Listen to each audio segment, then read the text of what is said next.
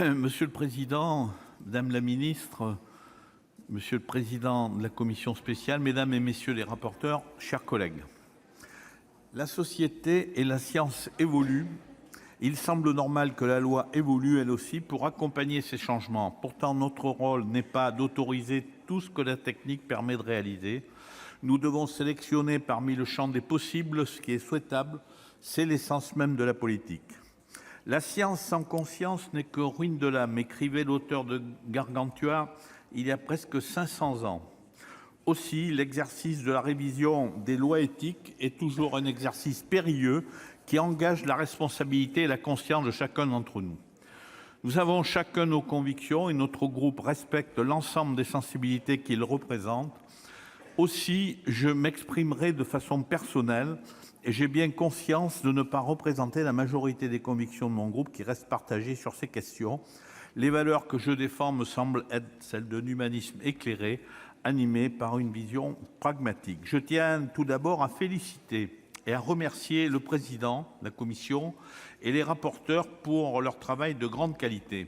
Le texte adopté par la commission est le fruit d'un travail collectif éclairé par de nombreuses personnes très compétentes auditionnées. À l'article 1, je suis favorable à l'ouverture de la procréation médicalement assistée pour les femmes seules, monoparentalité choisie et non subie, et les couples de femmes.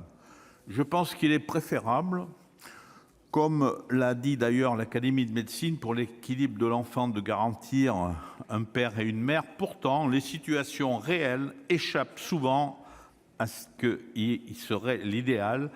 Et j'ai constaté souvent que l'enfant, dans ces familles, s'y développe avec beaucoup d'amour et de façon normale. Les familles monoparentales sont une réalité et les structures familiales d'aujourd'hui ne sont pas celles d'hier. C'est un fait. Environ 5000 Françaises par an vont à l'étranger pour l'AMP.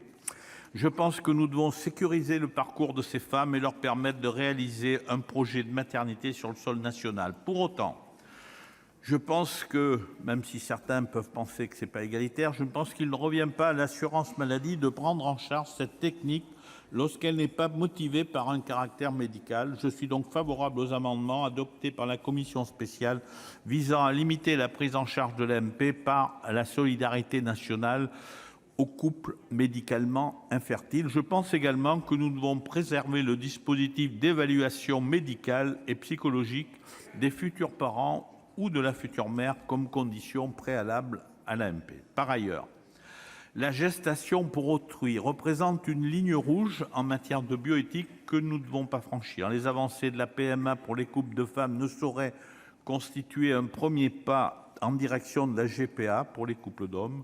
Le ventre d'une femme n'est pas commercialisable, d'ailleurs c'est dans la Constitution de 1793, et la reproduction n'est pas un nouveau facteur de production. Je suis donc opposé à tout fléchissement de la législation en direction de la GPA.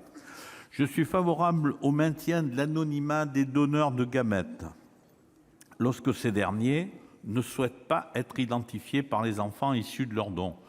Et je suis favorable à la communication systématique des données non identifiantes à ces mêmes enfants lorsqu'ils en font leur demande à leur majorité.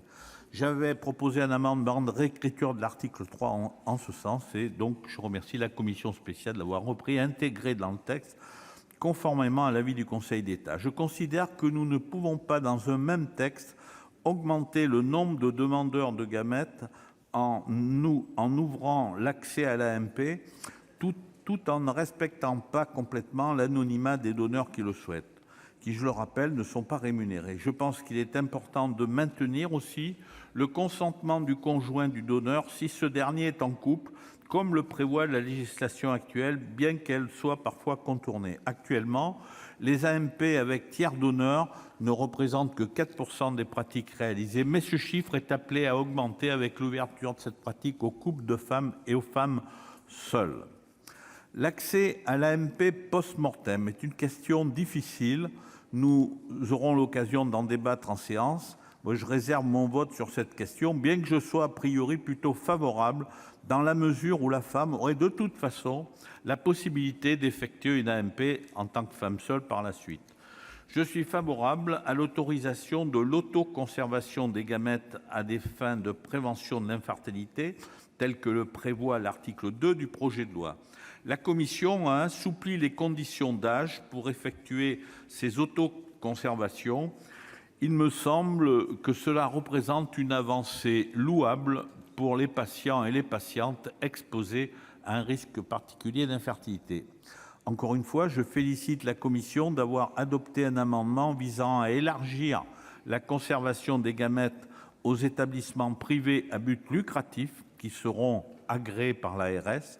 Ils représentent actuellement une grande part de l'activité d'assistance médicale à la procréation, comme l'a souligné le rapporteur. Je suis favorable également au diagnostic préimplantatoire élargi à la recherche d'anomalies chromosomiques, au-delà des seules anomalies préalablement identifiées par la famille. Il s'agit surtout d'améliorer la prise en charge des patientes ayant des interruptions de grossesse répétées, comme l'a indiqué Corinne Imbert. C'est à leur demande, ce n'est pas d'eugénisme, et c'est le seul objectif étant d'améliorer l'efficience de l'AMP réalisée. J'émettrai des réserves quant aux expérimentations sur les embryons chimériques animal-homme. La commission a souhaité d'ailleurs encadrer à juste titre cette possibilité en prévoyant une limite de 50% de cellules pluripotentes induites humaines dans un embryon d'animal, sans évoluer bien sûr vers la parturition. Je suis favorable à l'interdiction d'expérimentations visant à introduire des cellules souches embryonnaires humaines dans un embryon animal en accord avec la commission spéciale du Sénat. Je pense que le retour à un régime d'autorisation pour ces recherches bien spécifiques pourrait être préférable à une simple déclaration auprès de l'Agence de biomédecine.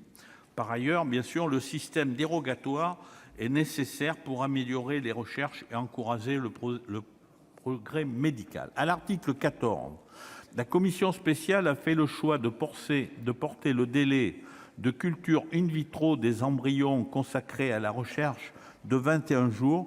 Cela, comme cela a été dit, a un intérêt scientifique pour appréhender le contrôle de la différenciation des cellules. J'y suis favorable à condition qu'il y ait bien une demande d'autorisation. Sinon, il serait préférable d'en rester à la limite de 14 jours, comme le prévoit le projet de loi. En effet, nous savons qu'à ce stade des 14 jours, les premières cellules ectodermiques apparaissent, préfigurant l'élaboration du cerveau. Je suis favorable à l'abaissement de l'âge légal pour donner le sang à 17 ans, tout comme également la création d'un statut honorifique de donneur d'organes. Madame le ministre, je souhaite aussi attirer votre attention sur la prévention de trafic d'organes humains. Il me semble que la France n'a pas encore ratifié le traité de Saint-Jacques-de-Compostelle à ce sujet, contrairement à un bon nombre de nos voisins. Je défendrai aussi les amendements pour sécuriser et favoriser les dons d'organes. En effet, autour de 100 à 200 personnes meurent en France faute de greffons. Aussi, je proposerai la création d'une liste prioritaire de greffe de rein pour les donneurs de leur vivant qui auraient par la suite un besoin vital d'un greffon. Cette situation est bien sûr très rare, mais constitue souvent un frein psychologique au don de rein. Et je proposerai également un amendement visant à renforcer l'information du receveur sur les caractéristiques de l'organe qui sera greffé en amont de l'opération. Madame le ministre, Monsieur le Président de la Commission, Mesdames et Messieurs les rapporteurs, ce projet de loi amendé et proposé par la Commission spéciale apporte des avancées que je considère comme positives pour notre pays. Cela permet d'adapter dans un sens pragmatique et utile le développement de la biomédecine à l'évolution sociétale. Merci. Merci.